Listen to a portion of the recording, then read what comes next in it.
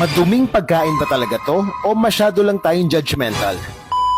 Another day, another gutom. Alam mo bang may isang street food dito sa Maynila na dekada ng kinakain ng mga taga-Tondo, pero maraming tao ang hindi alam kung paano to talaga ginagawa. Ito nga pala yung Monok Balls. Gawa raw ito sa tirang karne ng baboy, baka o manok na natitira sa mga butong pinapakuluan para sa sabaw ng mga restaurant or karinderya. Kapag wala na raw makuhang lasa para sa sabaw, kakayasin yung natitirang laman sa buto, hahaluan ng harina, itlog, pampalasa, minsan may sile, tapos bibilugin at i-deep fry. Ito nga pala guys, si Ate Edith. Mahigit 17 years na raw siya nagtitinda ng Monok Balls dito sa Tondo. Dahil dito, ay taguyod at napagtapos niya ang kanyang mga anak.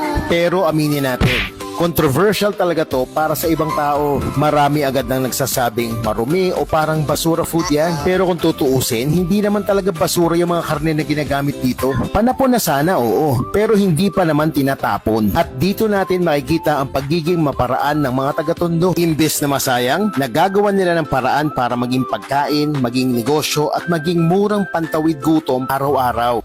Hey guys, kuha na tayo ng Monok Balls. Tatlo 5 piso. Okay? So, try natin dito sa suka.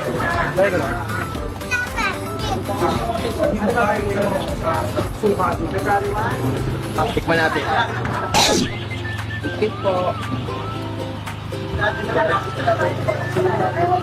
Hindi ko mahuli.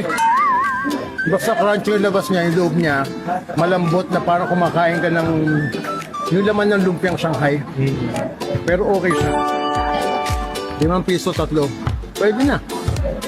Monok Balls dito sa Angustia Street sa may Tondo, Manila.